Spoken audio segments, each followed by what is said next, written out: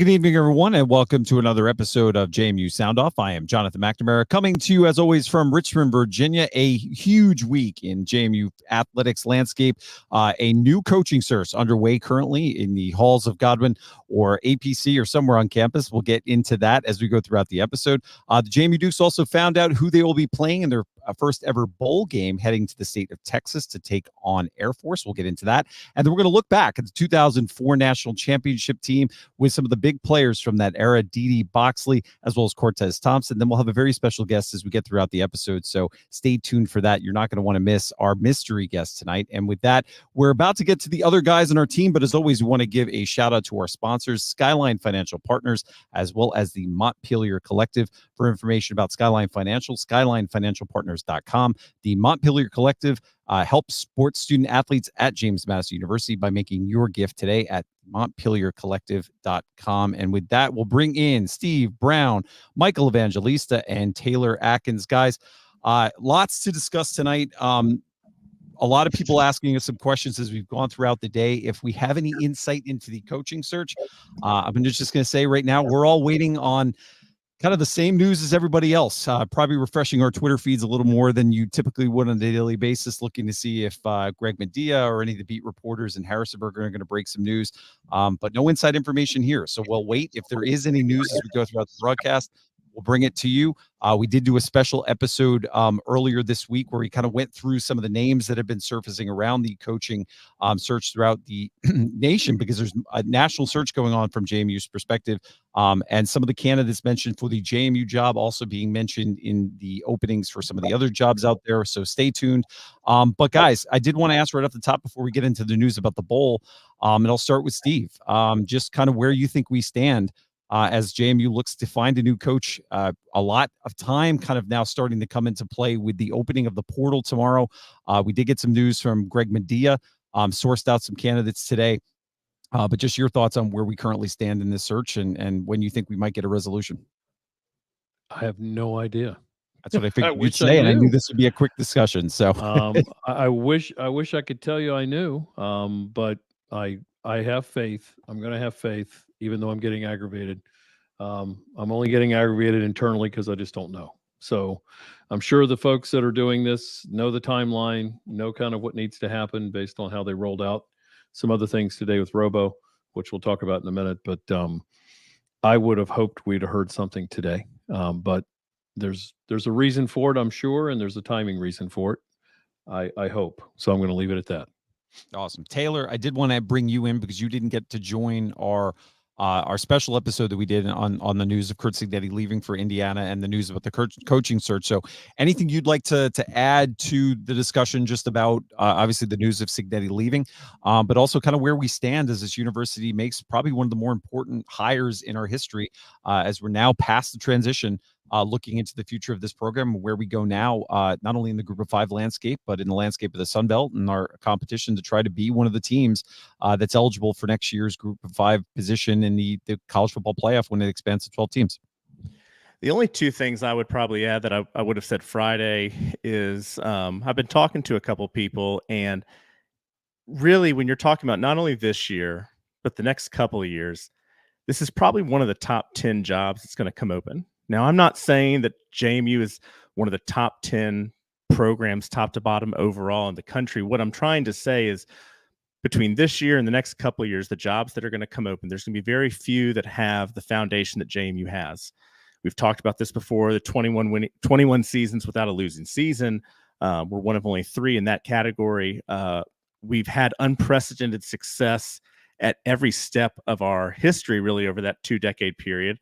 And you know, a lot of people have made some good points. You know, Coach Curt Cignetti, without him, much of the last 2 years wouldn't have happened. However, he was a piece of this program, and the foundation of everything that is this program is still here. So while I know the anxiety and the anxiousness of not knowing who and not knowing when, and we are in a new era than we've been in past hiring searches. There's transfer portals, there's NIL, we're at FBS. So there's a lot of anxiousness, and I can understand a lot of uncertainty. And it's just not a great feeling when you've been on such a high for so long.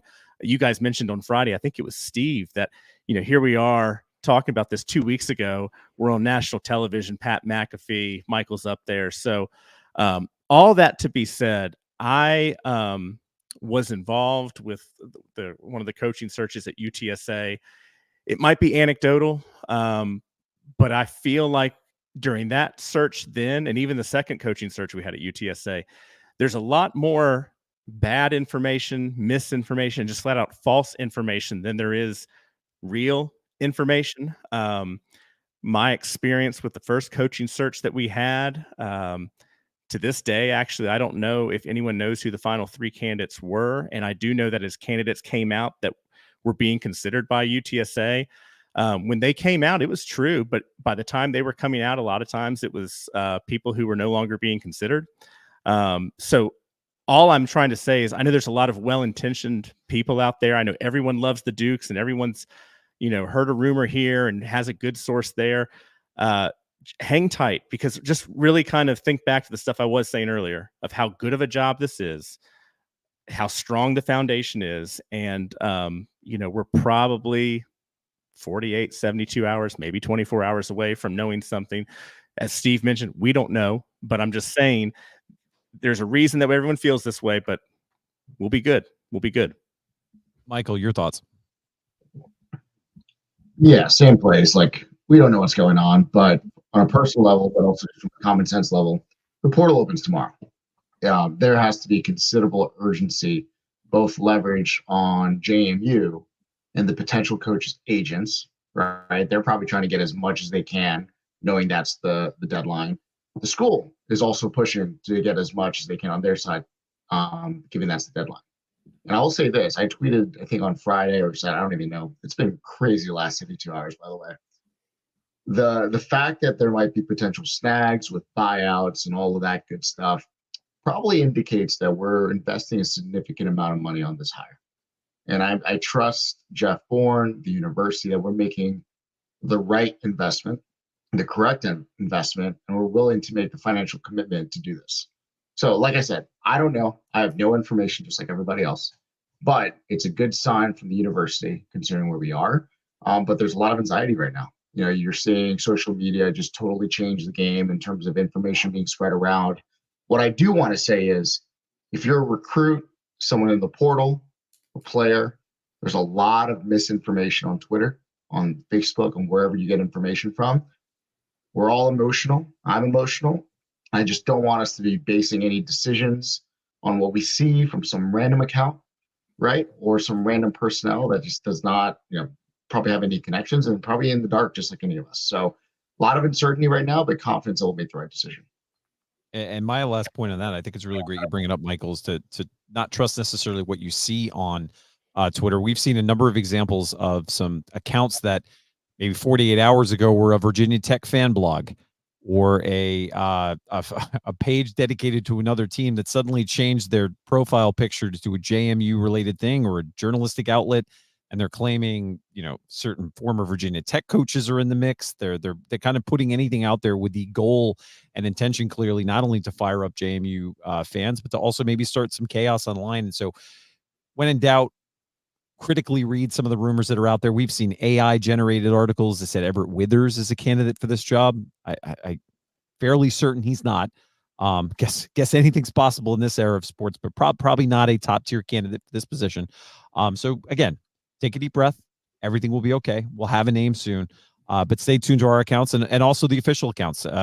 Plug to Katie Harper, who's doing great work, Greg Mendia, David Teal, obviously the Pete Thamels and the Chris Vaninis of the world all over this as well. And I have a feeling we will hear in short order who the new head coach is, and they're going to have a big job ahead of them as they look into the portal to try to re-recruit some of the guys that are currently on this roster, securing the recruits that have made commitments to JMU, and then looking to bring in their own people to help to bolster this roster as we move into the future.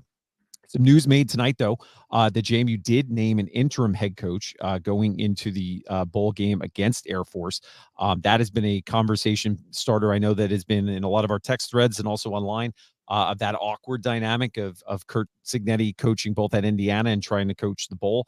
Cignetti, in his remarks this week, said he would only be 90% focus on Indiana, 10% focus on JMU, and might only show up for 2 days. So now we can push that off into the future and maybe finally have that separation we desire.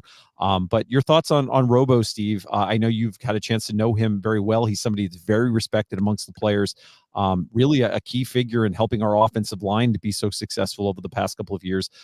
Your thoughts on him and his remarks tonight about possibly bringing in some other people to help fill in some of the positions that were lost as a part of most of the staff now making their transition over to Indiana. Yeah, I'm really excited that Robo is gonna lead this transition.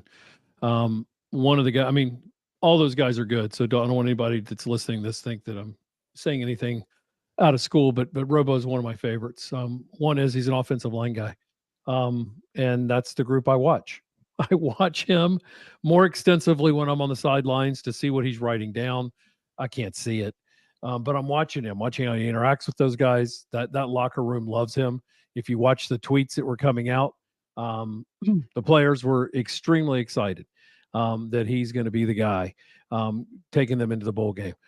If you watched his Twitter account yesterday, you got a good deal of knowledge. I think I sent you guys a text saying, "Hey, Robo's texting." I don't usually see him text much, and he's texting all kinds of stuff on Saturday afternoon. So I had an inkling that he was going to be the guy, but didn't know. And so love seeing all the players talking about it as soon as the bowl hit and they heard about Robo. The excitement level was skyrocketed. So it gave me, got a little depressed over the last couple of days, which is hard for me. I don't usually get depressed, but I do. You see some guys going to the portal. I know it's not the end of the world. It doesn't mean they're leaving, but love to see the other guys saying, "Hey, can't wait to play for Robo." It's an exciting for the program. And I think the guys are really happy. Well, and the other news that came out of that press conference is that all of the players that have entered the portal, at least currently, plan to play in the bowl game. So I know that has been some of the discussion on sites like JMU Nation and Twitter and elsewhere is what is this roster going to look like? At least as of now, the plan is for it to be a fully intact roster of all the players we've come to love this season. And you never know what a good performance in a bowl game, a good experience with the fan base could mean for those players, maybe reigniting their feelings for possibly staying at JMU, especially once by that time we'll have a new coach hopefully named. So you never know what could come from it. But I want to ask you, Taylor, you're somebody who had transitioned over to UTSA, have gone through the bowl experience. You were somebody that's been a part of the selection show process, somebody who's waited to find out where you're going to play. Maybe transitioning now to looking forward to this bowl matchup against Airforce. Your thoughts on the news today? JMU gets a program as an opponent that we're all familiar with, a service academy in the Armed Forces Bowl outside of Dallas, playing at Texas Christian University Stadium on 3:30 on ABC. Kind of amazing when you look back a few years ago, we were playing an FCS that in our second year in transition, we're getting to play in a major bowl against a great opponent. Your thoughts on the matchup and what this is going to be like for these players as they go through this process? A lot of people, obviously, over the last few weeks, there's been this roller coaster of emotion and, what could happen with the waiver and what could happen with the championship, what could happen with the bowl. To put in perspective, I mean, this is a great bowl. It's one of the highest, if not the highest payout among the G5 outside of the NY6. We're playing this Airforce team, which, think back just a few weeks ago, this Airforce, it wasn't Tulane everyone was talking about. It was Airforce. Airforce was the top G5 team. Airforce was the team to beat. Airforce was who needed to be knocked off. And so we're going up against a quality opponent that was really one of the top names in G5 for the first half of the season. TCU Stadium is beautiful. It's a great area. It's easy to get to. I know the four of us have been in multiple text threads. Flights are pricey. Hotels are tough. I mean, this is the only thing that I would say is not great about this bowl game is that it is just really flying. It's going to really be the only way to get there. And the four of us, are still confirming what we're going to do and everything. I will say whether there or back here, we'll have some sort of sound off presence for the game. And we'll probably work on those details this week and bring that to you next week when we have our show. But this is, this bowl game checks a lot of boxes. There are a lot of teams that would love to be in this position. It's a great time slot. I mean, the 23rd, people are going to be on vacation probably, but it's not right up against Christmas Eve or Christmas Day. So there's going to be a lot of eyeballs on this. This really is an opportunity to show the country more about JMU, a team that most people still are getting to know. Obviously, it won't be, maybe some people will say it's not going to be the same JMU team from this season, but the players are going to play. The coaches have the schemes out there. I'm really excited about the announcement of the interim coach today that we had. This is going to be a fun time. And I'll say this, and this is not to downplay any of the Frisco experiences, but I think I mentioned this last show. In 2016 was UTSA's first bowl. It was a 6-6 UTSA team. It was a 6-6 New Mexico team. It was at New Mexico's home stadium in the New Mexico Bowl for the first bowl game of the season. So for all intents and purposes, this was one of the smaller, less exciting bowls of bowl season. The fanfare and the environment over the couple days that led up to it, and especially the day before, was bigger than anything I ever experienced in Frisco in terms of fanfare, events, and just the whole environment around the game. So I encourage everyone, go to the game if you can. We understand the circumstances. That's not for everybody. Go to the game if you can. Also, buy your tickets through JMU. That's one of the biggest messages to stress. Please buy your tickets through JMU. You're going to have great seats. It helps JMU. There's a certain allotment of tickets that they're going to be responsible for. This is what helps JMU. It also is what helps JMU make its presence known, so that this time next year, as bowls are sorting out who do they want to invite, they want to say that the JMU Nation turned up, the JMU Nation supported. So I'm excited about the game. Obviously, woulda, coulda, shoulda a few weeks ago. We're past that. This is a great opportunity. Let's go Dukes. Michael, curious your thoughts on the matchup. This is an Air Force team that has given some teams some fits this year with the style of offense they run. What do you see when you see JMU looking on the other side of the field against this Air Force offense and the option attack that they run? Yeah, I think Taylor nailed it on the head, right? This was the G5 team in the first half of the season. So it shows how quickly the narrative changes. So they wrapped up the regular season 8-4. They're coming off a 4-game losing streak. From all I've heard, they've been decimated with injuries, right? Offensive line, defensive line, linebacker, secondary, you name it. But at the end of the day, right, they still finish 8-4, still serve as academy. They're going to be pumped up at this game. And I guarantee we will too. So regardless who's coaching on the field, we're still James Madison University. A lot of those players have a chip on their shoulder, whether they got over-recruited, under-recruited, however you want to interpret it. They've got a lot to prove on the field and a lot to prove for this institution. In terms of the matchup, it worries me. Air Force runs that single wing, triple option of all different shapes and sizes, flex bone, single wing, however you want to call it. That's very difficult to prepare for. They're one of, I think, 3 organizations that run that offense. And I know I'm going to bring up a program that we don't really like, but Coastal even mentioned when they prepared, I believe, for Army 2 weeks ago, they had to handle that option. And the problem with that is when you have practice squad players, freshmen, trying to impersonate that scheme, you can't run it with the level of execution or speed as obviously the opponent would. And when I think of all of the cards against us right now in terms of coaching staff, personally, you name it, just makes it particularly difficult. But at the end of the day, you're putting a dog in the corner, right? It's us against the world. I think there's going to be people and players particularly motivated for this game. It's going to be a huge challenge. But I think Taylor and Steve said it, Robo's the right guy for the job. There's a lot of players that are going to run through a brick wall for him. He's well respected. Robo won a national championship with KC Keeler, I believe, in 2003 or 4 when Flacco was there. He was their O-line coach. And I got to listen to his interview briefly right before this. I didn't listen to the whole thing. But he said over the last 4 years or so, 5 years that he's been here, he goes, James Madison University attracts success. So let that sit in. Again, this university attracts success. We win and we require excellence. I thought that was very profound and shows you sort of like how he feels and how the players feel around him. So I'm really excited about it. Cautiously optimistic about the matchup. It's got a lot of work, but it's going to be a lot of fun, and we're going to get paid $1.4 million out of it. Whether that gets divvied out against all the different programs in the conference, I'm not really sure, but I think Taylor's right. It is the highest paid bowl outside the NY6. Well, and again, just to add one more thing to that, it's ABC after the exposure we had on College Game Day, after the exposure we had in the multiple broadcasts across the linear networks of ESPN and ESPN Plus, a major explanation point on a season of unprecedented exposure for this program. That's the type of thing that gets new recruits to look at JMU, the type of thing that gets transfer portal guys to look at JMU, and the type of things that attract coaching candidates to say, this is a program where you can get your name out there, a program where you can become a household name very quickly. And let's be honest, a program from an exposure perspective that is a stepping stone. We don't want to hear about it. A lot of times it's tough for us as fans to deal with, but to those bigger jobs, that's the type of thing that attracts up and coming candidates. And I'm sure JMU is highlighting as a part of their interview process to these potential candidates who may have other opportunities for why this is such a special and unique place to come coach. And we'll all stay tuned for see what impact, but an exciting time for the bowl.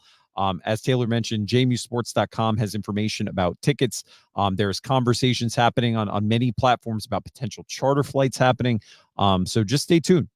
Talk to fellow Dukes, find out what their plans are. If you're not somebody who can make the trip out to Texas, find a way to watch this game with fellow Dukes. I'm sure there'll be some great viewing parties done by the Alumni Association. I know Trip uses watching tonight's broadcast. If there is information as it comes throughout the next couple of days and couple of weeks, we'll make sure to post it on our Sound Off social accounts, but I'm sure there'll be plenty of information coming from the university as well. Before we get to the guys, any other thoughts, guys? Anybody else have anything before we bring in our guests tonight? Let me throw one more thing in there. For the people that are afraid of the triple option, the best guy to have is Robo. Robo's got 2.5, almost 3 weeks, and as an offensive line coach, he knows exactly how that scheme works. So you will see it's hard usually in a week to get ready for that. Coastal got dogged by it at Army because they watched the tape and Army ran a completely different single wing setback. So they ran something different on Coastal. Robo will have the guys ready. Airforce hasn't seen the type of dogs we have that play and as fast as we are. You won't see us get eaten up by that. It's going to be a great contest. Don't get me wrong. That Airforce team is good, really good. And so I'm looking forward to seeing how we scheme it. He's the guy for it. So it doesn't scare me, but that's a good team. So just because they've lost 4 in a row, don't discount them as a great team. That'll be one of the better games that weekend. Will be that game. So real quick, before we transition to our guests, I know, Michael, one thing we talked about, we forgot to mention early in the episode, the one piece that came out from the article from Greg Medea, and if you haven't seen Greg Medea's article today, where he mentions potential candidates, there were some names that stood out from the past. One was somebody who's currently at Rutgers, former Maine coach Joe Harasimiak, and Holy Cross's Bob Chesney. Michael, do you have any thoughts on those two potential candidates and their connection to a former coach at JMU who was mentioned in an article in Trip Weaver possibly coming back as a part of the new staff here in Harrisonburg? Yeah, really excited. Bob Chesney, sort of the Kurt Signetti mode in the sense of he's been a head coach of multiple organizations with limited resources and found a way to win. Bob Chesney, if I'm looking at this correctly, he is 111-46 as a head coach across Division II, FCS. I think he's been a head coach since 2010. So he's got a 70% winning record. So what that tells me is someone that's got a template of success, can execute, and is a great leader among men. So I'm really excited about that. Joe Harasimiak, we remember those main teams from 2016 to 2018 that just found ways to win. Whether it was ugly, whether it was on trick plays, end arounds, they just figure it out every step of the way. And in terms of bringing some folks back, right? I think we talked a little bit about on Friday. Corey Heatherman, very close for Joey Harasimiak from all intents and purposes, left JMU after winning the assistant coach of the year in 2019, or was it 2021, to follow Harasimiak to Rutgers to be the linebacker coach. Could he come back as a defensive coordinator again, this time for a G5 program? We'll see. And Trip Weaver, that's a name from the Mike Houston days. Young safeties coach right now for ECU, was actually Mike Houston's, I think, high school quarterback when he coached in high school, if I remember correctly. Could he come back at all? We don't know. But they mentioned Greg Medea in the Daily Progress. He's got some connections with the alleged candidates. So not sure. Like I said, we don't know anything. We're really excited to have some former Dukes back in the fold. Hey, Michael, any thoughts on the Southern Utah coach that's also been publicly confirmed to be in the mix? I'm curious I know you've spent some time out in Utah. Any thoughts on him? Yeah, so I believe his name is Deland Fitzgerald. I think he played for JMU, was also on Mickey Matthews' staff in the early 2000s. I believe from Nelson County, correct, too? Yeah, Nelson County, yeah, right down the road. Local Virginia native. I followed him quite a bit because I think he built a winner at Frostburg State, which I think is either D2 or D3. But he's out in Southern Utah University. I think they're the Thunderbirds, right outside of Zion National Park, if I remember now. Smaller school. They're in the Big Sky. I'll be honest, kind of makes Weber State look like Alabama at times. So I got a chance to visit on campus. So a little bit of a smaller footprint, smaller resources. However, he's built winners, right? So I think, and we've seen before, whether it's this coaching cycle or the next, JMU has a tendency to keep tabs on up-and-coming coaches. We know that Kurt Signetti actually interviewed in 2015, right? Was he the right guy for the job? No. Joey Haram-Simiak interviewed in 2018 with Kurt Signetti, got the job. Maybe this is his time around. So it's good that we have a little bit of a bench and someone that's motivated to come back into the Valley as well. Yeah, and I'll say, if you have a chance, go look at all three of these coaches that were mentioned on YouTube. You'll see some of their videos. All of them, highly energetic coaches, seem to be very focused on their interactions with players in terms of they've come across as players coaches in a big way. But also very active and seemingly people. Joe Harris-Simiak, I saw something he posted from his time at Maine, where he went through and did a how-to video for traditions for fans at Maine Stadium. Just shows he was willing to get hands-on, willing to put his own voice to things, and showed how much he valued the fans. We talked about in our special episode the importance of having a coach in this era for JMU who can help with the fundraising and fan engagement. It seems like all three of these guys are going to be somebody that are going to easily help in that arena. Very media savvy, especially compared to Kurt Signetti. That was not his strength, at least early in his tenure. So lots to be excited about. And we say that because if one of the things that's been negative in all the speculation online is just a lot of focus on the big names that are out there, that maybe the P5 retreads or guys who are coming from big programs. Remember, in the Kurt Signetti hiring process, there were a lot of big name coaches mentioned in the rumor mill that never even actually interviewed for the job. And it worked out well. And the same in the Mike Houston hire. There were a lot of names that were coming down from P5s. Remember, agents play a major role in how these stories get sourced, getting their guys mentioned, not only for this job, but for other potential jobs. So stay tuned. We'll hear something soon. But with that, we did want to transition to the next part of tonight's episode, which we're really excited about for the fans who lived through the 2004 era. Taylor, Steve, and I were very, very much engaged in our fandom for JMU at that time. Michael's a little bit younger, so he'll come into this episode at some point with his thoughts as well. But there were some players from that 2004 national championship team who had some moments that season that are milestone moments in this program's history that really were the kind of lighter fluid that launched that program to where we are today. And we thought it was important, with all of the discussion about this season and where we are from a historic perspective, to bring on two of those players who had moments that season that we'll never forget. DD Boxley, former wide receiver, and Cortez Thompson. Gentlemen, thank you for joining tonight's episode. We were talking in our pre-show about some of our favorite moments from your tenures. I'm going to start with you, DD, because we shared a math class together, as I mentioned.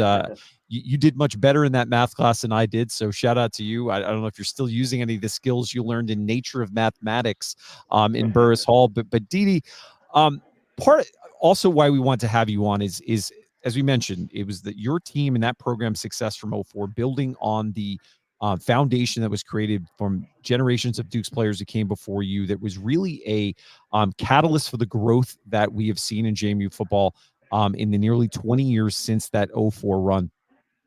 Looking back on that time, I'm just curious if you at any point as a player ever imagined we would be where we are today, either in the lead up to the 2004 championship game or your time afterwards, to think we would have 3 college game day appearances since then, the 2016 national run, the Pat McAfee show, everything that's come with it, as well as a much larger stadium than you had the opportunity to play in. Just love your thoughts on where this program is now, coming from your perspective from 2004's run. Oh man, the program has definitely evolved further than I would say any of us could have imagined in such a short time. I know immediately after we won the national title, um, there were a lot of talks of us going D1, um, but that was about it. Like just closing the stadium, moving up to play better competition. Um, but I didn't see this where we are now. It's amazing, and it's man, I can't even put it into words. Like when I go back, like I'm just so amazed of how far we come, and I'm just so proud to be a Duke.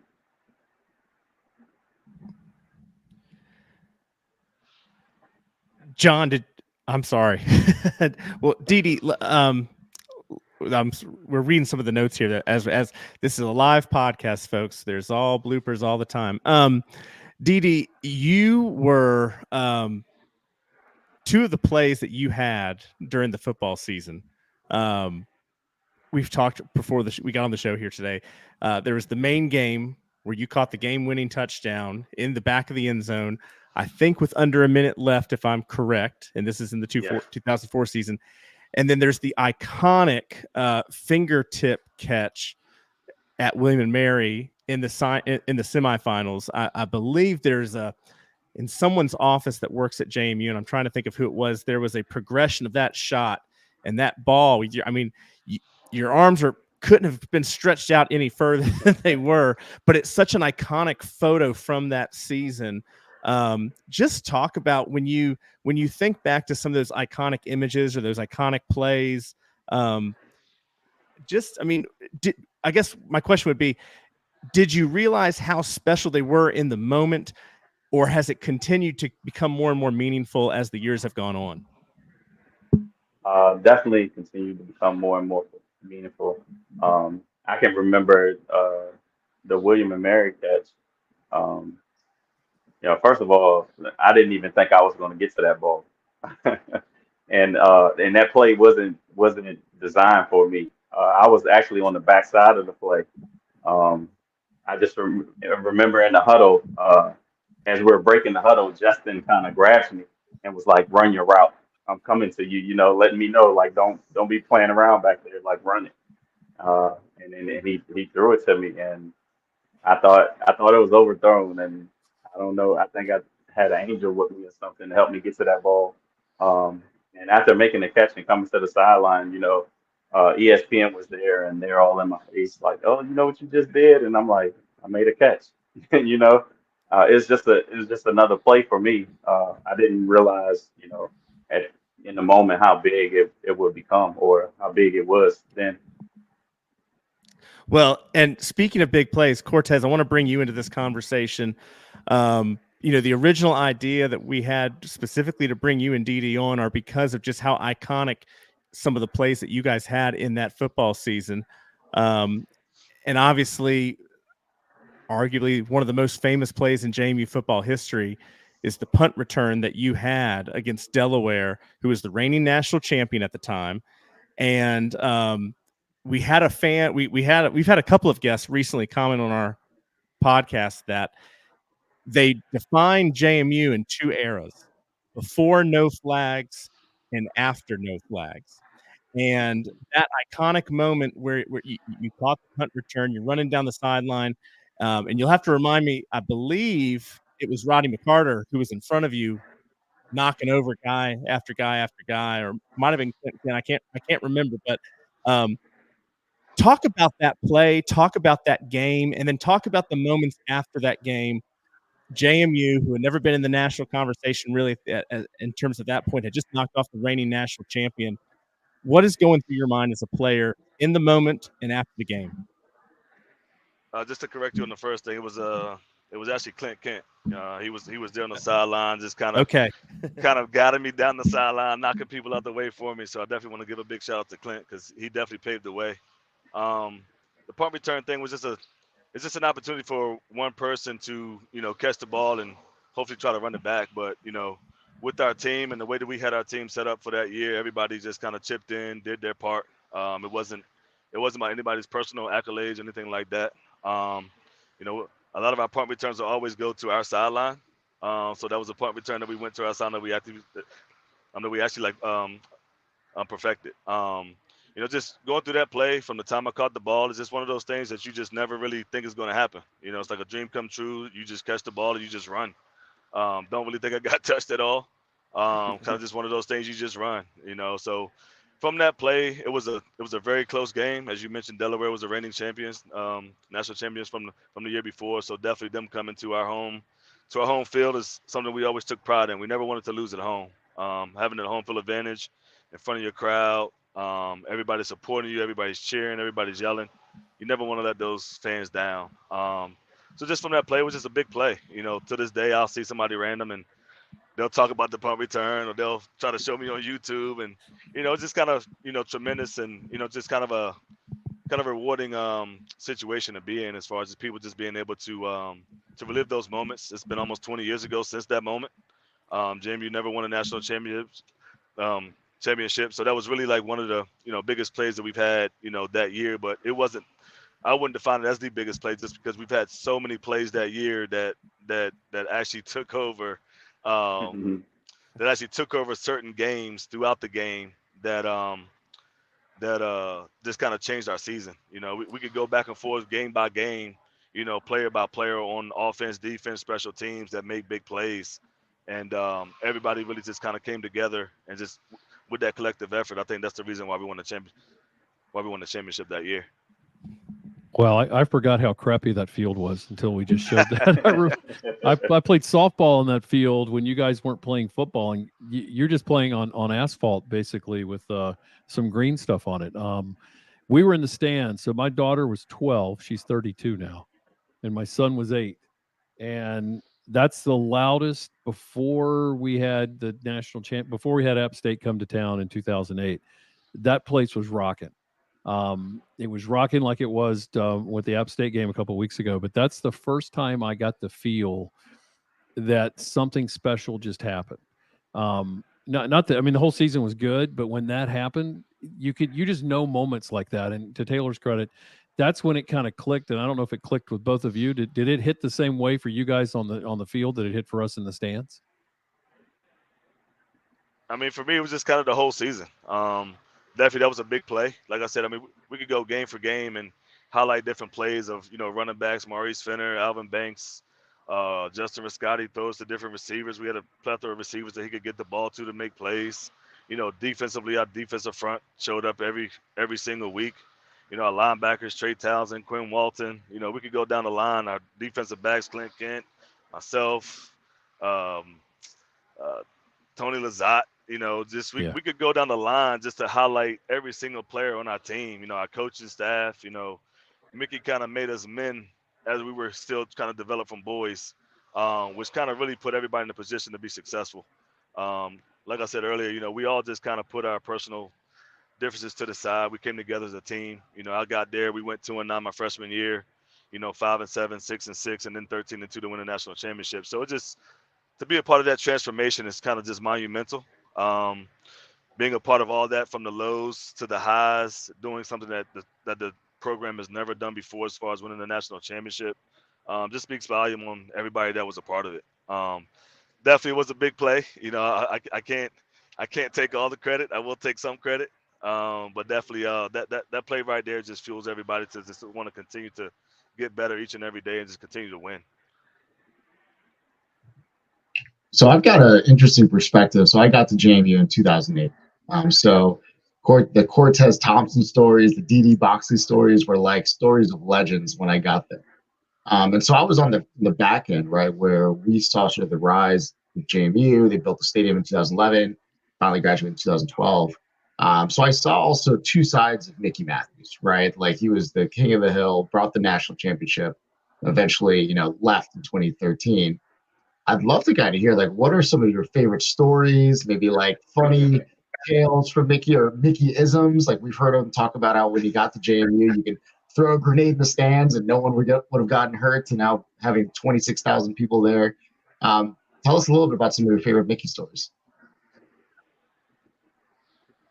Oh, man. We'll keep it PG too if you want. Or let's try. I don't think there's enough PG stories to tell. Yeah. We are an internet broadcast, so feel free to say anything is okay on this broadcast. I'll let Cortez take that. I mean, Mickey was a very interesting guy. Like I said before, man, he was somebody that made a lot of boys turn into men really, really quickly. I mean, he taught us about football. He taught us about life. He had a lot of different stories, a lot of different get in your face moments. He's grabbing guys by the face mask, shaking them around. He's talking about people's moms. He's putting people down as far as, just just a lot of different ways that he used, the way that he coached and his coaching style to motivate us as a team. A lot of it was funny, but it really made you think about yourself. It really made you want to, take a look in the mirror and just really look at yourself and see what you can do to, turn that energy around and make it something positive to make you a better football player.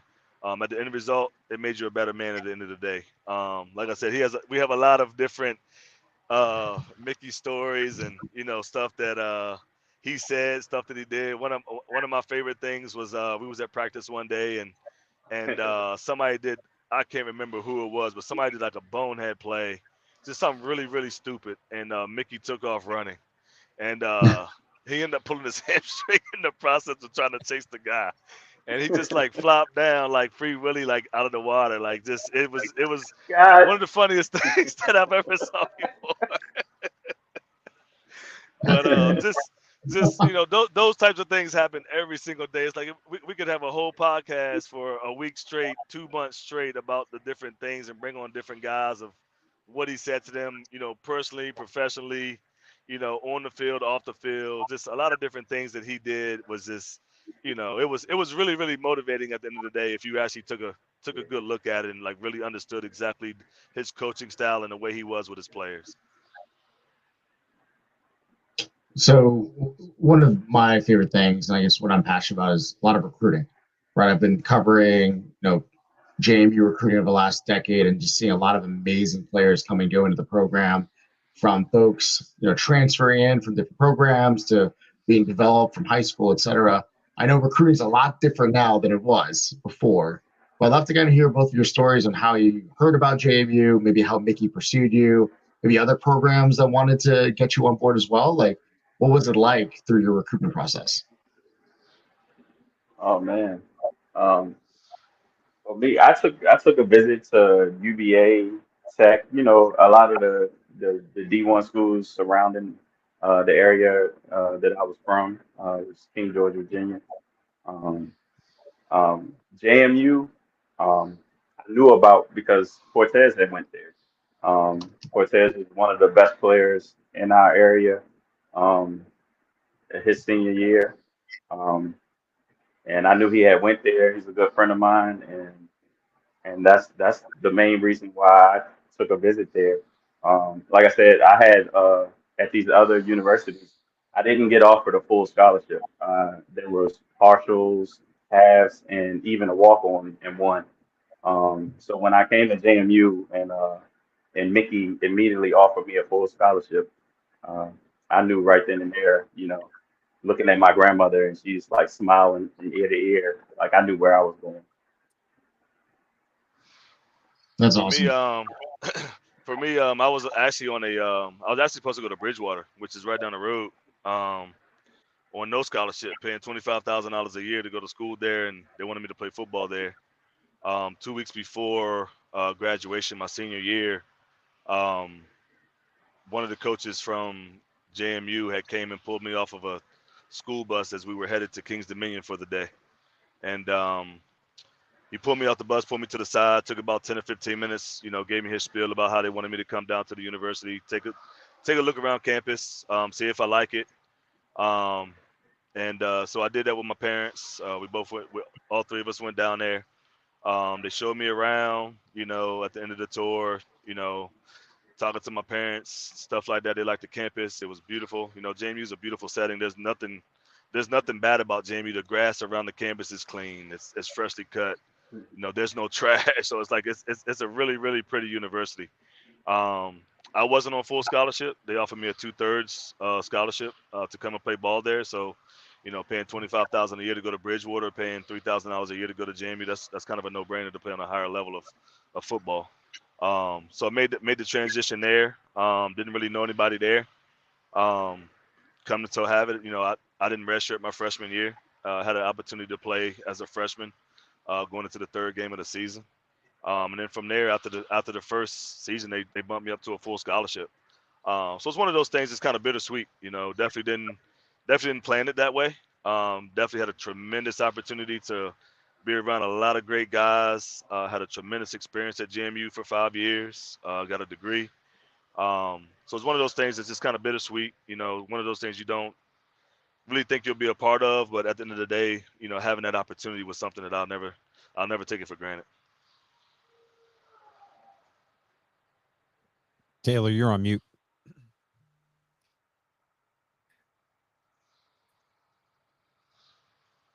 All right, I think Taylor's having some. You're there. Check. There you go. Okay. You're back. Cortez, you did a really good job of highlighting some of the other players on your team and some of the other great plays throughout the season. And it was a season of memorable plays and players. Matter of fact, that Delaware game that we're talking about, what doesn't get talked about is that goal line stand at the end. I think they were first and goal, had 4 plays. Was it Tony Lizotte, I believe, knocked it down in the end zone for the last 4th down that kind of got it. And the Delaware game and the App State 2008 game, those are the last 2 times students have rushed the field. But what I focus on with you and DD in particular is how nostalgic your particular plays were and kind of how symbolic they were and what they meant to the entire season. And so as we were reflecting on nostalgia and we were talking about getting you and DD on, John and myself were talking, and I said, it wasn't just the visual and the plays that we saw, but it was the audio of what accompanied those plays and those games. So we figured it wouldn't be appropriate to not bring on the voice of the Dukes from the 2004 football season. If John can go ahead and bring him up, Mr. Mike No Flag Schikman himself. Mike. Look at that. Look at that. Now, I had 2 of these. Homecoming, after you guys graduated in 04. I'm at O'Neill's now. It was Ham's then.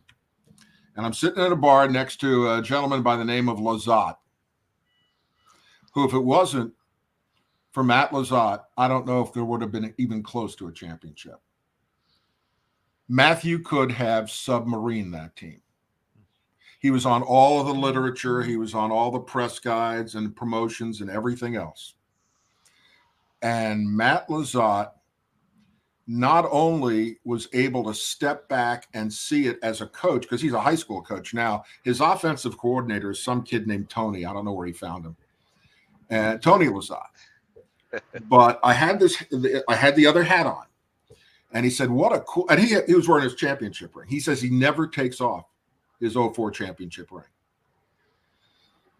And he said, what a great hat. I said, you mean you don't have one of these hats?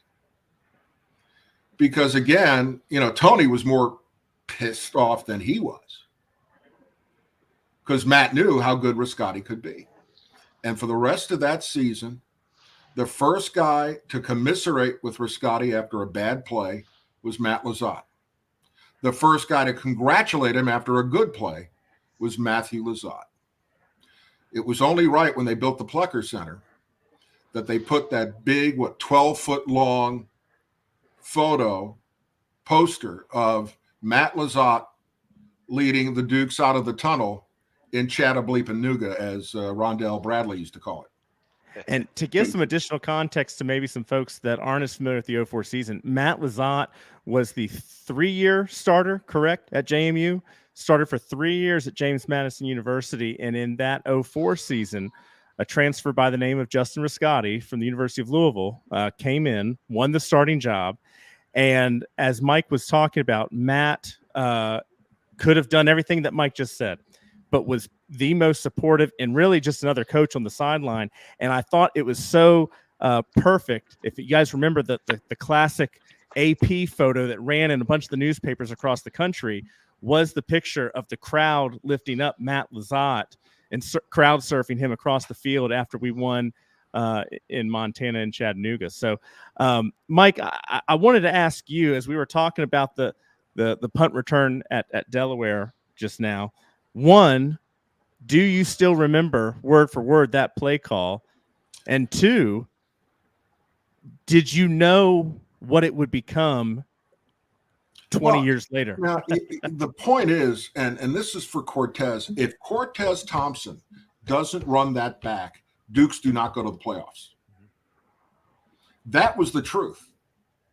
So when Cortez made the biggest play of his career and one of the all-time biggest plays in JMU history, I remember talking to Mickey after the game. He says, Cortez doesn't do that. We going home. That's how important a play it was. We had gotten so many inauspicious flags thrown at the end of big scoring plays that year. So the mere fact that I had to think about, thank goodness there were no flags, it became part of the call. I don't remember a word for word. There are people who are watching us who probably do, like yourself, Taylor, who remember it. And for me, it was just something that it was so big after the fact. And if it wasn't for Cortez Thompson, who knows if we're not still in FCS? Because that was the year we broke through.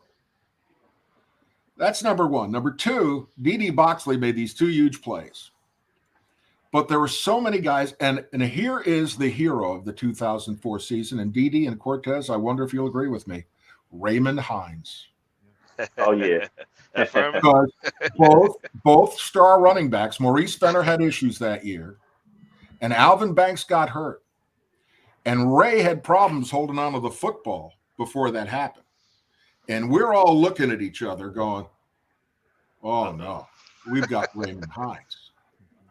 Well, thank the Lord for Ray Hines, because he had a spectacular run. And he didn't get a chance to play much in the championship game because both Alvin and Maurice were back. And Alvin Banks played in the NFL for a couple of years. Unfortunately for him, for my New York Jets, which was never good. And Maurice was a great running back. But Ray Hines saved all of our bacon. And for a Jewish guy, it's tough for me to say. Mike, I wanted to ask you because, and then I'm going to bring in the guys on their perspective on the calls. I think one of the more underappreciated roles in sports is the role of a team broadcaster in terms of the narration of a season, in the many moments that happen, and the lasting impact that it has not only on fans but also coaches and players alike. When you reflect back on that season, just from your ride that you had as a broadcaster covering that season, that there was some fanfare going into the season. There were some, analysts who believed the team had at least the chance to make a playoff berth, but there was no real national championship chatter about what it was like for you to go through that journey. And Clinton Dede, when you look back, having now the ability to listen to some of those calls that highlighted those moments, you didn't have that voice of Mike Schikman in your head where you were making the plays, but now you have the benefit of watching those plays and hearing Mike's call. Start with you, Mike. What was that ride like in that journey? And you could hear in your calls, as somebody who always listened to yours, the energy and the excitement level building as that season went on, and some of the peaks and valleys that occurred in it. The loss to William and Mary after that game against Delaware. I'll never forget that kick that seemed to, the wind seemed to stop in that William and Mary game, the first time we played them, that allowed them to win. But there were peaks and valleys in your calls, and what those moments meant to you. And especially now that you reflect back 20 years later. Well, 20 years later, I remember a few things. First of all, and the guys will remember this, in Chattanooga, in the airport the next day, we looked like it was Calcutta. All the players, the coaches, the managers and the such, and myself, we were just kind of laying around in a stupor because we were up late the night before. I remember Gary Michael, Kurt Dudley, and I went out to dinner. They had a great deli in Chattanooga. It was open late. And we end up having dinner with my good friend Ray and his beautiful wife Robin, and we were just and we were fine. But the players that next morning were so exhausted, and the coaching staff was so exhausted, and the sportscasters, that it really must have looked like Calcutta. Here are these fine men at the peak of their health and physical, and they are all, because I don't know how many of them got to sleep the night after the championship game. The other thing, though, is when you think of that, first of all, you know, we talked about Mickey. There are two eras for Mickey Matthews: pre-Clayton's accident and post-Clayton accident. Mickey was a carefree, happy-go-lucky guy, and so was Kay, his wife. Clayton was a piece of work. I remember in Maine, after Clayton's accident, when he was working for Mickey, and after the loss to Maine, he said to me, "That darn quarterback of ours is going to get my dad fired." I won't mention his name, but he did. He didn't do well in his next school either. Guys who are not winners in high school are not guys you should recruit in college. You've got to come from a winning program, because winners make plays. Even they go beyond themselves. I mean, we could probably run that pass play to DD Boxley at William and Mary a dozen times.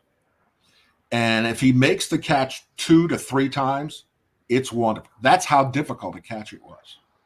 Cortez, and I saw Clint Kent blocking. Clint Kent, you may not realize, had a wonderful CFL career. He's almost a Hall of Famer in the CFL. And again, the teamwork.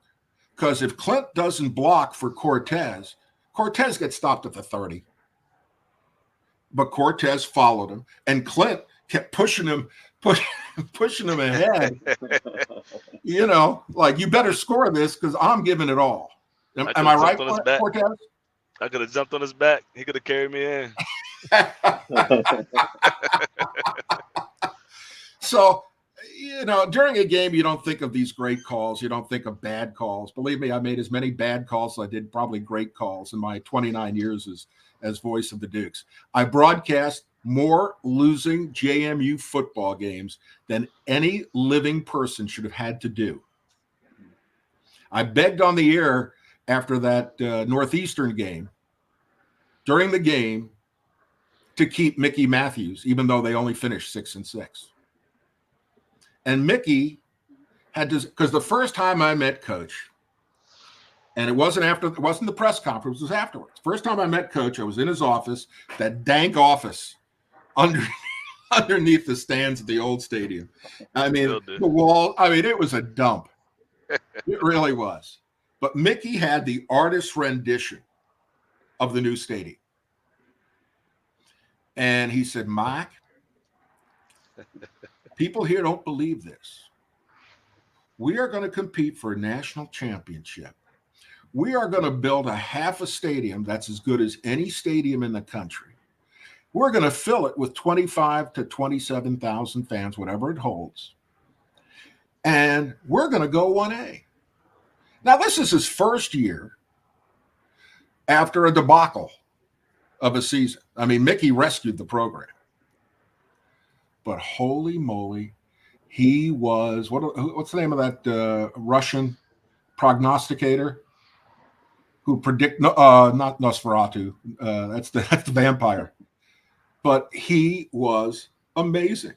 Brooke just sent us, we ordered pizza at 1 o'clock in the morning after the championship. Nobody slept after the champ. DD, did you sleep after the championship? Not at all. Cortez? The next day. You slept the next day. I remember going to the airport, and for some reason, they had us in a charter. It was Hooters Air. Yeah. Right? You remember that? Yeah. Rondell Bradley hated to fly, which is why he didn't go to Iowa, where he was recruited. And here we are making flights. But I will tell you my personal high point.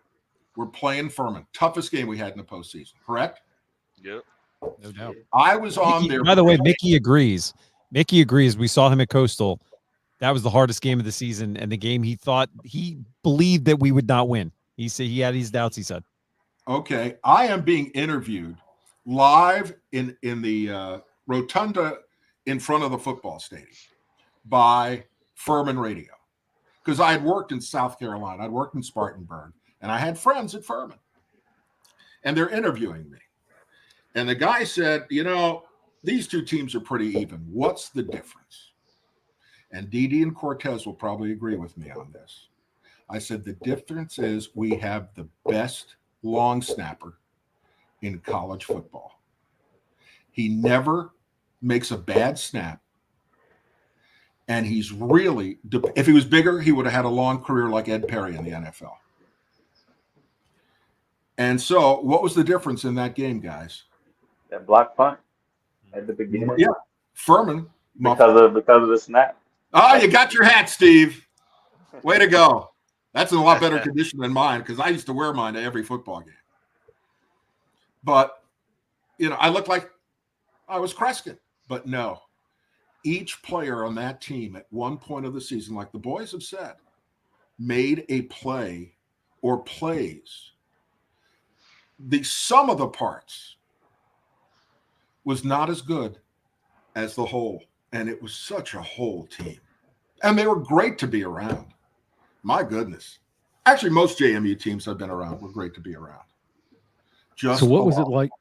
What was it like, I guess, preparing for Montana? Because everybody except us, everybody thought Montana would roll in there like Alabama and steamroll us.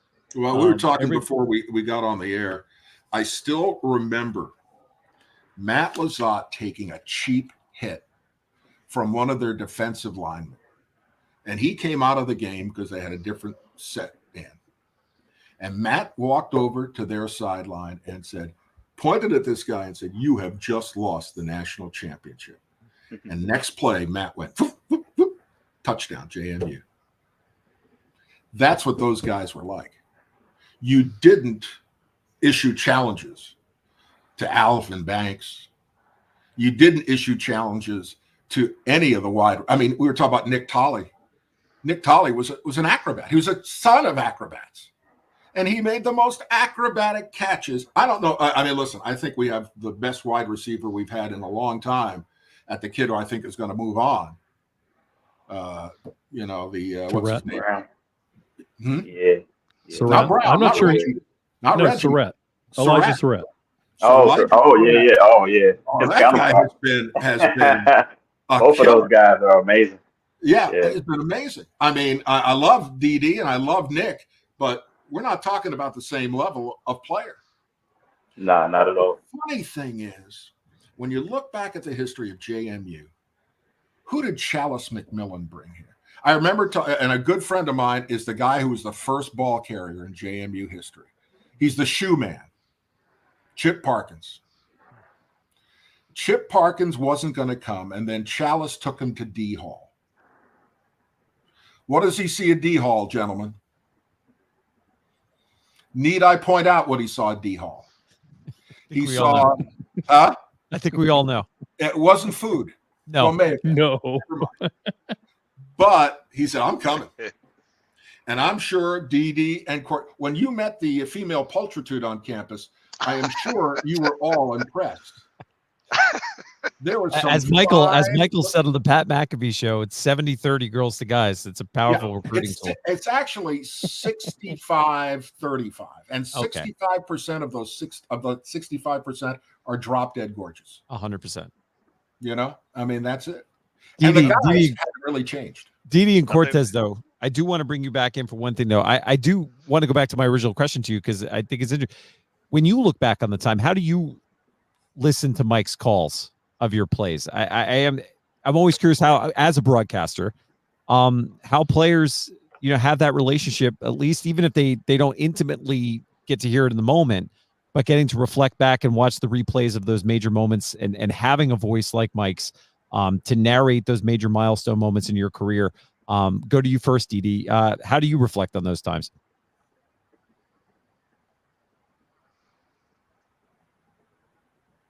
I don't think he heard you. DD can hear it. I'll go to you, Cortez, while DD figures out his mic. Your thoughts on that call specifically, or any of the calls that Mike had of your tenure when you reflect back on those moments? I mean, every time I hear the play or see the play, it kind of brings back goosebumps. Just the intensity of the game, the intensity of the play, what that play means, and just to hear the way he called the play from the beginning to end. Every time I hear it, I just get like, I'm ready to get back on the field. Put me in the game, coach. My hamstring might get pulled, but I'm gonna give it all I got. But Yeah, just from hearing his voice of the play every time I hear it, and I watch that video of that play, it just really puts the whole play in perspective. Put it in context as far as how big that play was, and just such a great play it was. Not only for me, but as he said before, from a lot of the other guys that were out there blocking for me as I went down the field. So he did an amazing job as far as calling the play. What people don't realize that are listening to this that weren't there, Delaware was the North Dakota State of that time. Yeah. That was a beast of a team. And to do what we did to them was almost tantamount to what we did to them in 2016 at their own house. It was actually a bigger game, the Delaware game in 2004, than it was, and people aren't going to believe me, but at the time that it was a bigger game than when we beat North Dakota State in their own place to go to the national championship in 16. That was the launching pad for it. That's how big it was. DD, what about you? DD, you're on mute. No, mute button's on. You have to use sign language now, DD. There you go. When you talk about that William and Mary game, you may not know this, but I got a call that week, first from Governor Warner's office, saying the governor would like to come up and chat with me during the game in the first half. I said, sure. I said, for a quarter or so, that's fine. We were up when Governor Warner came up. And then we were all of a sudden down after a couple of William and Mary touchdowns. So Mike Schikman, yes, I roused the sitting governor of Virginia because I was more superstitious than Mickey. Well, I'd gotten a call later that week that Senator George Allen, whose father, of course, was the George Allen who was the original guy who brought the Redskins to prominence back in the 70s. George Allen's office called me, and I had known George because he had his daughter at JMU, and he used to bring her food from U-Crops because he didn't think we had grocery stores in Harrisonburg. So the governor comes up, and as soon as he puts the headset on and he gets an aide to bring him a spit cup because he chewed, for heaven's sakes, as soon as he comes into the box and settles in, I said, Governor Allen, Senator Allen's with us. How are you, Senator? I said, I'm really excited about this game, Mike. And the next play, touchdown, James Madison University. And I said, Senator, you're staying. So he had his aide get him a bigger spit cup. I gave him a headset. He was you remember how bad and old that old football press box was at William and Mary. It was like a tiny little roach motel.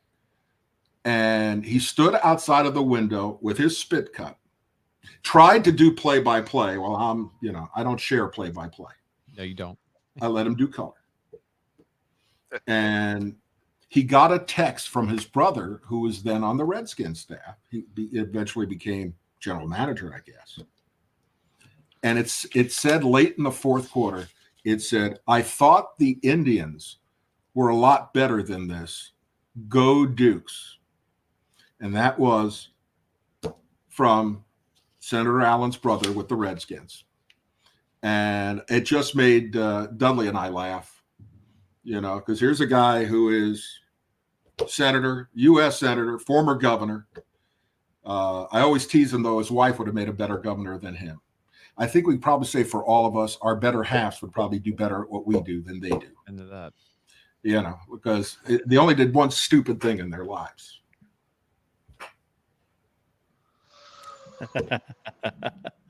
As Mrs. Lips Atkins knows. Yes, very, very well. When Mickey Matthews first met her, he looked at me and he looked at her and he said, "Boy, you really outkicked your coverage on that one." Yeah, no question. Well, we I know we're running a little over time that we told y'all we would be here, but I do want to just real quick around the horn give some final thoughts for you three. A lot of the people that are listening to our show are folks that have really jumped on the bandwagon after the 2004 season, and very likely for a lot of the students and newcomers, those that have just jumped on the bandwagon the last few years. Just real quick, I'll start with Cortez, go to DD, and then Mike, I'll give you the last word, but just tell some of these new faces and this new crowd just how special this is, and just your parting gifts as the team that really started this all. Cortez? I mean, for me, it's just kind of the gratitude to show like the hard work, it does pays off, whether you can see it firsthand and experience it yourself, or you can pass that on to future generations. As someone commented earlier today, it looked like we played on a tennis court. We had indoor-outdoor carpet that we used to play our games on. Anytime you fell, you would cut yourself to the white meat. So now looking at the field and the stadium, and the facilities and the attention and the attractions and, the way things have changed over the last, 20 years that we've been able to uproot and we were able to start, it's just tremendous to see that we were the foundation. The foundation never gets the credit. It's always the end result that always looks pretty, that everybody looks at to kind of see like, oh, okay, they've been winning the last couple of years, but they always forget where it originated. For me, just to be a part of the origination, speaks a lot, for me and, what I've done and what we were able to do together as a football team in, 2004 to win a national championship. It's just tremendous to see the growth and the opportunities that the university has with, having more kids and now moving from FBS or from FCS to FBS. And just that transition over the last couple of years that JMU's been able to do is just kind of rewarding to know that, all that happened because of my efforts back in 2001 to 2004. Yep. DD. Oh man, just like Cortez said, we were the foundation. We were the beginning of it all. And to see where the program has come to now from then, it's just amazing. The experience is second to none in my book, and I'm pretty sure, and a lot of you guys as well. You gotta come to experience it. Amen. Mike, the final words. Well, first of all, Cortez, DD, I loved you guys, and I still do. Thank you. I love that team. They gave me my first ring. Mickey gave me a ring. He also gave my good friend, the Blast Man in Hampton Roads, because we had our games on ESPN radio there. And Mickey gave Tony Mercurio a JMU championship ring. The irony is Tony was the voice of Old Dominion women's basketball. They had been to the Final Four. They had won more CAA titles than anybody else. And Old Dominion never gave him a ring. So anytime he broadcast at Old Dominion, he always made sure to have his JMU championship ring on. And he would hold his hand out. And the players say, Tony, where'd you get that? He said, from people who appreciate me.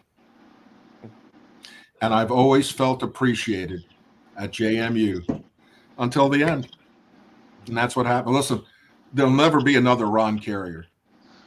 There'll never be another Linwood Rose. Jeff Bourne retiring, God bless him. He did a wonderful job. And it wasn't easy. These people are special. Dr. Ray Sonner did a great picture of him and Ron Carrier on lounge chairs next to Harrisonburg High School's football field where JMU first played. I remember walking the field during press day or whatever, and I'd go home and my feet and legs were killing me. Cortez, I know exactly what you guys were going through. That was the single most unforgiving field in college football. It was cement. Cement with like a chia pet on top of it. but you guys persevered. You guys came together, and it was such a beautiful thing to see. And I don't know how close this team is. They look pretty close to me. But you guys were special. Even afterwards, when everybody was gunning for you. You know, you guys are the foundation. And you're not alone. You know, we could talk about Lazats, Rascottis. We could talk about I saw your favorite center, Mr. Steinfeld, at the Mickey golf tournament to raise money for a scholarship fund for his son, in his son's name, for former players' kids, which you guys should be aware of, and for local kids. And Leon, who he played for 6 years at JMU, never played a down or a minute of practice in spring practice. That takes talent. And I won't tell you about these guys in Chattanooga, what they did on their free night to go around Chattanooga. I remember hearing the stories afterwards. Yeah. God bless you all. On that note, Taylor, on that note, we guys have families now. Guys, just in closing, I want to say, first of all, to both Cortez and DD, as a student who watched that run, who started off in 2001 begging his roommates in Eagle to make the 100 or 200 foot journey over to Bridgeport to watch games, yes. and failed more times than I succeeded. I have to say thank you, because what you did for fans like me who were, fans before it was cool to be a fan, it's impossible to overstate the value and the joy that 2004 run made. And that's also as somebody who worked closely with the program, working for Kurt and Mike at the time. So thank you, because we try to say that as part of Sound Off, one thing we've tried to do is give a voice to former players. And every time that we get a chance to say thank you for the sacrifices you made, both in terms of the time you put into the program, but also the physical wear and tear, just know that there are a lot of people that still value what you did, still read books like Midnight in Chattanooga that chronicle that season, written by James Irwin. And to Mike, you're the call that narrated so many of those moments that we all get to relive through the many different platforms, that you can still see some of those games. Just know it mattered to a lot of us, and you were very kind to a lot of young broadcasters who came through the sports media department at JMU, and that kindness has never been forgotten by a lot of us. So thank you for your contributions, and you're somebody that'll be always cherished by the fan base. No, because it's true, and to tease something in the spring, we're going to be doing a lot more of these look backs on the 04 season now that we hit the 20-year anniversary, bringing on more of your teammates.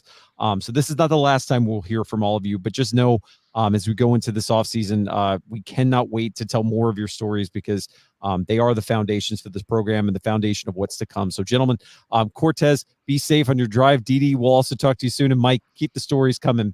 We value them more than you know. So guys, we'll talk to you guys soon, and enjoy the holiday season and bowl season as well for JMU. Thank you for having me. It was a pleasure. Awesome. Thank you. All right, guys. And with that, we will bring our final thoughts for the episode. Guys, a lot to discuss tonight's episode. This was special for me. I know this was special for Taylor, probably, and Steve too. And Michael is somebody who really appreciates the history and the foundation of this program. Going to go from the top. Well, now we'll come back to Steve. We'll go for you, Michael. Your final thoughts. A lot happening on Twitter right now. There's people tracking flights. Seems like might be some news quicker than we might have thought when we started the broadcast, that maybe we might get a name tomorrow. Your final thoughts as we go into what's going to be a big week for this program. In the words of Samuel L. Jackson in the amazing movie Jurassic Park, hold on to your butts, because I feels like things are going to be moving quickly. So we'll see. But yeah, special episode. I remember when I came in 2008, everyone was just talking about the 2004 championship like it was just yesterday. The rise of the football program. I think they just announced how much was it? $60 million expansion of Bridgeport Stadium. Just awesome just hearing those guys like banter back and forth and tell some amazing stories. So excited for a lot of different reasons. And yes, seems like the flight tracker is in full effect right now, to say the least. Awesome. Michael, feel better. You're under the weather tonight. Thanks for pushing through. Taylor, thank you for putting this together. I know when we both kicked around the idea of doing this podcast back in the day, we all wanted to tell stories and to give an opportunity to say thank you to some of these legends in this program that gave us some of the memories and things we've all come to really appreciate, especially as we start to get a little older as fans. Your thoughts on tonight's episode and anything else related to the program as we go into what's going to be another, as I said to Michael, a pivotal week for this program as we go through the next couple of weeks, head toward a bowl in the offseason. I have a lot to say. Midnight in Chattanooga is the book by James Irwin, a good friend of John. John, you were the editor for this book. I am. Yeah, and I took the cover photo in my neighborhood. So I don't think I ever knew that. Little piece of trivia. Charles Midnight in Chattanooga. Park. We bought some streamers at Party City for that photo shoot. But you can DM John. I know that you talked about we can get, but there are also on Amazon. Copies on Amazon. You can go on Amazon, type in Midnight in Chattanooga, because I know there's a lot of people that listen to this broadcast, and if there's anything I could go back in this episode and do, I think the three of us we have so much context of some of those stories. There's probably a little more context that we could have provided. We didn't talk about the turf. We didn't talk about the turf in Montana. Oh, so to that point, and you did kind of tease this earlier. We're going to do a lot more diving into the 2004 season next year, and there'll probably be some one-off episodes of just that type of thing. Keep the regular Sound Off episodes for all the current stuff, but I think we do want to kind of do a little bit of a deep dive, similar to the Midnight in Chattanooga. And what I love about that book is not only does it tell the story of that game in Montana, but it tells the story in such a way that it tells you from the beginning of the game to the end of the game, while also going into the backstories of a lot of the people that made that possible. So Midnight in Chattanooga, if you're not familiar with the book, go on Amazon and check it out. If you are familiar with the book and never got a copy, go on Amazon and check it out. Number two, I know I kind of bring up things from the past. I should just let it go, and I'll let it go after this. There are a lot of folks from Sunbelt teams on Twitter the last 24 hours that kind of seem, well, not last 24 hours, since the NY6 Bowls were announced with the other team.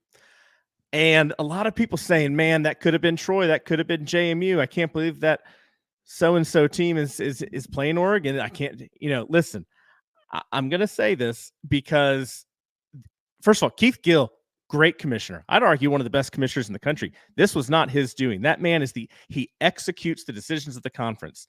The conference and the group of teams, they had a chance to come together and allow JMU to play in that Sun Belt game, regardless of what the NCAA did. And if you want to say, well, there's precedent in this, I'll tell you what the precedent is. In 2013, I was at UTSA. UTSA was in the running for the first. We actually finished tied first in the West that year. They were ineligible for a bowl because it was their second year of transition. UTSA was still eligible to go to the conference championship for Conference USA in 2013 because that were the conference bylaws. Last year, if you were following March Madness, Merrimack College transitioning from D2 to D1, they're in the Northeast Conference. They had a chance to play in their basketball championship game, did not get to participate in the NCAA tournament because of those silly NCAA laws. But at the end of the day, JMU and Troy would have both had a great argument to be the G5 representative after seeing the results between the Tulane and SMU game. I'll leave it at that. Actually, I will just add one more thing. As we see our former conference mates move up from FCS to Conference USA in Delaware, I will be, and everyone can hold me to this, I will be championing them to have the opportunity, if they earn it, to play in whatever championship and whatever postseason play they can. And you all correct me if I'm wrong, because of the fuss and not letting it go that we did during our time in the CAA, Delaware is not being held to the same postseason rules as the CAA. So I'm proud of the JMU fan base to standing up against the CAA when they did, because we've made a difference for everyone that's going to come behind us. And I hope moving forward that Delaware or any other team that gets to move up, I hope that what JMU has accomplished this year and has brought to national attention pays off for future student athletes, even if it's not to JMU's benefit. And then I can't end the episode today without mentioning JMU men's basketball. I know, we're not in conference play yet. Football's still coming on here, but my goodness, I know it was a D3 team that they played today at the Atlantic Union Bank Center, but 130 points. They beat the team by 71, 130 to 59. And I'm sure if Coach Byington's listening to me, I don't even think we played that good of a game. I think we kind of played against a team that we knew we were better than. And so there was some sloppy play, some sloppy passes. But this team is good, and I can't wait. I'll give you guys a quick heads up of their schedule. They're off this week until they go to play at Old Dominion on December 9th. Then they're at Hampton December 16th, and their next home game is, I believe, a Tuesday night, December 19th against Coppin State. And so there's only 2 more home games this month, Coppin State on the 19th and Texas State on the 30th. Get out to these games. This team is 22 in the nation. We have the AP poll coming out tomorrow. They'll likely be in the AP poll for the 4th week in a row. Thank you, Brooke Boyd, for coming on here. I did not look that up in the notes earlier, but the women did defeat Wake Forest. Always a good day to beat an ACC foe. But again, this women's team, to remind everybody, is picked to finish top of the Sun Belt. So this is a good women's team. This is a great men's team. This is a great arena to go out and enjoy some basketball in. And again, I know there's a lot of alumni out there that have not had the chance to experience a game in the Atlantic Union Bank Center. Get out, support this team, start paying attention to basketball. But go Dukes, and excited for the football team to compete in Fort Worth against Airforce. Awesome. Taylor, don't we have unfinished business against Coppin State? Didn't they beat us last year?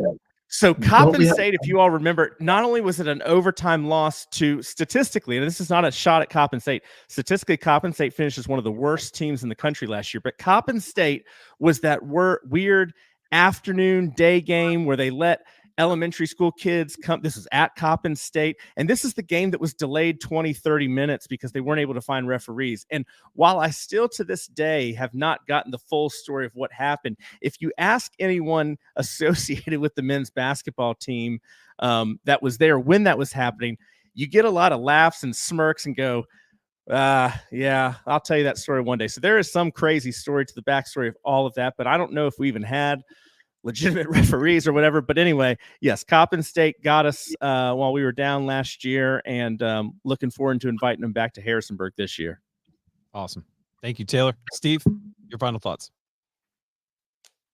Tonight was fun, especially for old people. And the thing I couldn't show you, let's see if I can show you now. I've got a signed helmet from the 2004 National Championship game signed by Justin Riscotti. So that is a game-worn helmet that I got in an auction in 2005 for, I think, $35. I got the helmet and I got the game football that was one of the footballs used, I think, for a total of $85 donation. It was the largest donation at the auction in 2005.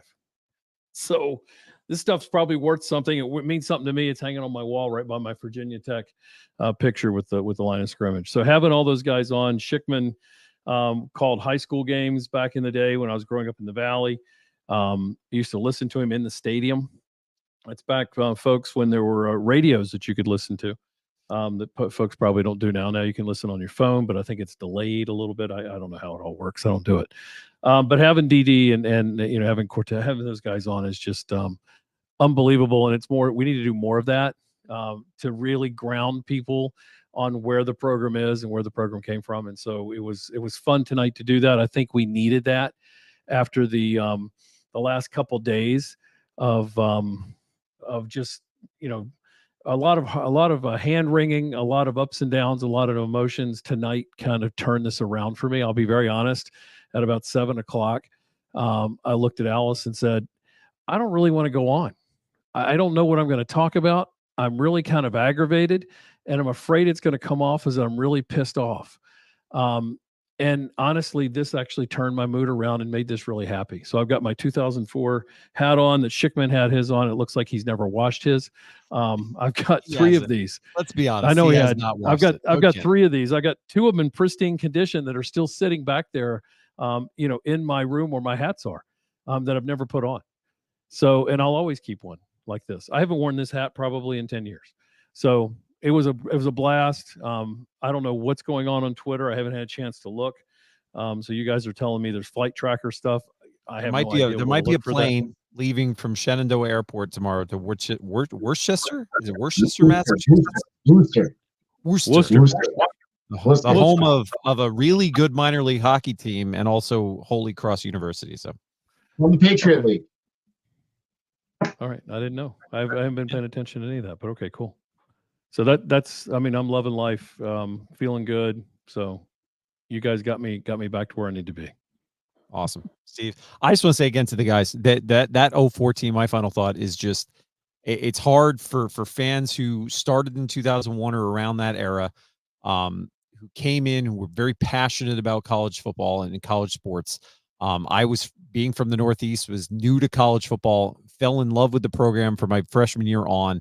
But to see that team grow as a unit in that 04 season and catch the attention and catch the energy of a campus that clearly was waiting to be unleashed was special. And it's something that will remain.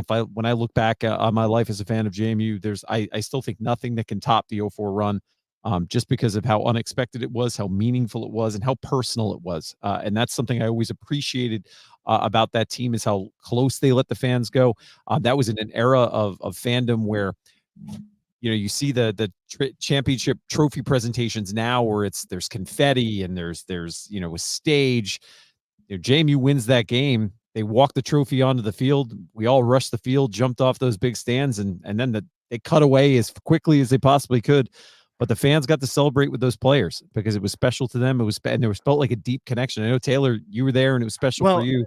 I wanted to say, I can't believe I didn't find a way to bring this up tonight. Do you all remember the DVD that was burned for the champion? It was kind of not the games themselves, but the Duke Club put out like a 14, 15 minute. I didn't even have a DVD player hooked up to a television because everything's streaming these days, but dug through some boxes, found a DVD player, found that DVD, watched it in preparation for tonight's episode. For those of you that don't know what I'm talking about, I think it might be a good thing for us to do in the next week, maybe reach out to the Duke Club and see if that's something that could maybe be put on YouTube, or kind of find what the status of that video is. Because as I was watching, I said, man, this is such a historic piece of JMU football history. And it is kind of short and condensed. It would be a great thing for a lot of these new fans that have maybe come on in the last decade or even the last few years to see. So stay tuned to that, everyone. We will follow up if we get any word, if that's something that is still on a hard drive somewhere at JMU, and if it's something that is allowed to be uploaded. I don't know. I just had a thought, but I think people would enjoy seeing that. And also December 4th, John, is that a date that is something special for our merchandise? Yes. And so good call. Thank you for reminding me that. If you're somebody who wants any of our Sound Off merchandise delivered for Christmas, please order by December 4th. You can order after December 4th. It's just not guaranteed to arrive by Christmas. So that's Bonfire's kind of set and stand guaranteed that if you order by that date, they guarantee by Christmas. They're going to try, they say, to get it if you order after. So we're coming up with that deadline, and we're seeing a lot of orders come in. So thank you to people who continue to support us at jmusoundoff.com. Everything we get from those shirts that we sell goes right back into this product and helping us continue to bring great stories like the ones we did tonight. So gentlemen, thanks for another great episode. To the fans, as Michael, Taylor, and Steve have said, take a deep breath. Everything's going to be okay.